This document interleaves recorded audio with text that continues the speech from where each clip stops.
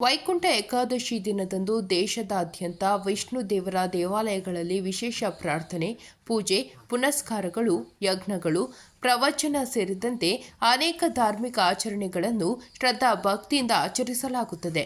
ಅದರಂತೆ ಆನೇಕಲ್ ನಗರದಲ್ಲಿರುವ ಇತಿಹಾಸ ಪ್ರಸಿದ್ಧ ದೇವಾಲಯವಾದ ಶ್ರೀ ಲಕ್ಷ್ಮೀ ತಿಮ್ಮರಾಯ ಸ್ವಾಮಿ ದೇವಾಲಯದಲ್ಲಿಯೂ ಸಹ ಶ್ರೀ ವೈಕುಂಠ ಏಕಾದಶಿ ಕಾರ್ಯಕ್ರಮವನ್ನು ಅಪಾರ ಭಕ್ತರ ಸಮ್ಮುಖದಲ್ಲಿ ಶ್ರದ್ಧಾ ಭಕ್ತಿಯಿಂದ ಆಚರಿಸಲಾಯಿತು. ಇನ್ನು ಶ್ರೀ ವೈಕುಂಠ ಏಕಾದಶಿ ಅಂಗವಾಗಿ ಶ್ರೀ ಲಕ್ಷ್ಮೀ ತಿಮ್ಮರಾಯ ಸ್ವಾಮಿ ವಿಶೇಷ ಪೂಜೆ ಹಾಗೂ ದೇವಾಲಯಕ್ಕೆ ವಿಶೇಷ ಅಲಂಕಾರ ಮಾಡಲಾಗಿತ್ತು. ಹಾಗೆಯೇ ಅನ್ನದಾಸೋಹ ಸೇರಿದಂತೆ ಹಲವು ಧಾರ್ಮಿಕ ಕಾರ್ಯಕ್ರಮಗಳನ್ನು ಏರ್ಪಡಿಸಲಾಗಿತ್ತು. ಇನ್ನು ಸರತಿ ಸಾಲಿನಲ್ಲಿ ಬಂದ ಭಕ್ತರು ಸ್ವಾಮಿಯ ದರ್ಶನ ಪಡೆದು ಗೋವಿಂದ ಗೋವಿಂದ ಘೋಷಣೆಗಳನ್ನು ಕೂಗಿದ ದೃಶ್ಯ ಕಂಡುಬಂತು. ಇನ್ನು ಕಾರ್ಯಕ್ರಮದಲ್ಲಿ ಶ್ರೀ ತಿಮ್ಮರಾಯ ಸ್ವಾಮಿ ದೇವಾಲಯ ಅಭಿವೃದ್ಧಿ ಸಮಿತಿಯ ಪದಾಧಿಕಾರಿಗಳು ಭಾಗವಹಿಸಿದರು.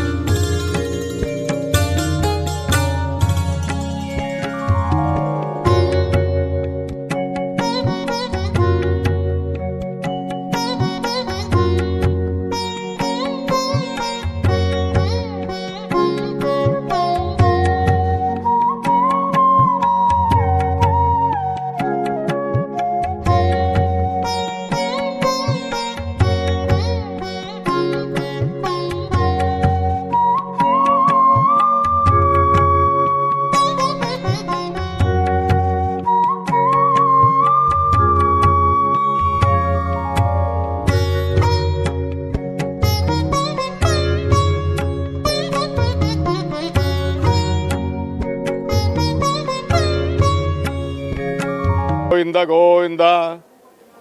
ಈ ದಿನ ವೈಕುಂಠ ಏಕಾದಶಿ ಪ್ರಯುಕ್ತ ಇದು ಸುಮಾರು 20 ವರ್ಷದಿಂದ ನಾವು ಈ ವೈಕುಂಠ ಏಕಾದಶಿ ಆಚರಣೆ ಮಾಡ್ತಾಯಿದ್ದೀವಿ. ಆದರೆ ಮೊದಲು ಬಹಳ ಚಿಕ್ಕದಾಗಿ ಮಾಡ್ತಾಯಿದ್ದೆವು. ಇವಾಗ 3-4 ವರ್ಷದಿಂದ ಭಾಳ ದೊಡ್ಡದಾಗಿ ನಾವು ಸುಮಾರು ಒಂದು 7-8 ಲಕ್ಷ ಖರ್ಚಾಗುತ್ತೆ.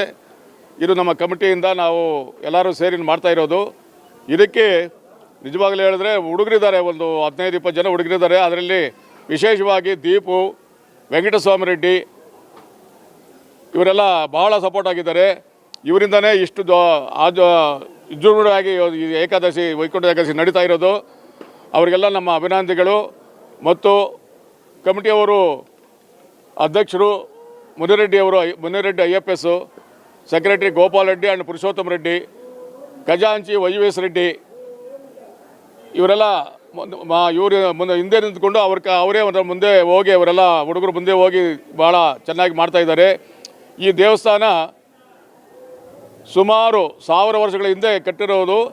ಇದು ಏನು ಹೇಳ್ತಾರೆ ಅಂದರೆ, ನಕುಲರು ಇಲ್ಲಿ ಬಂದು ಅವರಿಗೆ ಪೂಜೆ ಮಾಡಬೇಕು ಅಂದ್ಬಿಟ್ಟು ಅವರು ಉದ್ವಯ ಮಾಡಿಕೊಂಡು ಅದಕ್ಕೆ ತಿಮ್ಮರಾಜ ಸ್ವಾಮಿ ಅಂತ ಹೆಸರಿಟ್ಟು ಅವರು ಪೂಜೆ ಮಾಡ್ತಾಯಿದ್ರಂತೆ. ಅದು ಉದ್ವ ಇವು ನೋಡಿದ್ರೆ ಒಳಗೆ ನೋಡಿದ್ರೆ ಗೊತ್ತಾಗುತ್ತೆ ಉದ್ವ ಅದು ಹೇಗೆ ಹುಟ್ಟಿರೋದು. ಅದು ಇವಾಗ ನಾವು ಸುಮಾರು ಒಂದು 30 ವರ್ಷದಲ್ಲಿ ಅದಕ್ಕೆ ರೂಪ ಕೊಟ್ಟ ಮೇಲೆ ನಾವು ಒಂದು ವೆಂಕಟಾಚಲಪತಿಯನ್ನು ನಿಲ್ಲಿಸಿದ್ದೀವಿ. ಮೊದಲೆಲ್ಲ ಅದಿಲ್ಲ. ಮೊದಲು ಒಂದು ಕೆಳಗೆ ಮಾತ್ರ ಅದು ಉದ್ಭವ ದೇವರು ಮಾತ್ರ ಇದ್ದಿದ್ದು. ಆ ರೂಪ ಇರೋದೆಲ್ಲ 30 ವರ್ಷ ಇದ್ದಲ್ಲಿ ನಾವೇ ನಮ್ಮ ಕಮಿಟಿಯಿಂದ ಅದು ರೂಪ ಕೊಟ್ಟು ನಾನು ನಿಲ್ಲಿಸಿರೋದು. ಇವಾಗ ಇದು ಪಕ್ಕದಲ್ಲಿ ನಿಮಗೆಲ್ಲರಿಗೂ ಗೊತ್ತು, ಅನ್ನದಾಸೋಹ ಭವನ ಕಟ್ಟಿದ್ದೀವಿ. ಅದು ನಮ್ಮದು ಭಾಳ ದಿವಸದಿಂದ ಕನಸು, ಅದು ಕಟ್ಟಲೇಬೇಕು ಅಂತ. ಅದು ಇವಾಗ ಅದು ಆಲ್ರೆಡಿ ಮುಗಿದೋಗಿದೆ, ಎಲ್ಲ ಕೆಲಸ ಎಲ್ಲ ಮುಗಿದಿದೆ.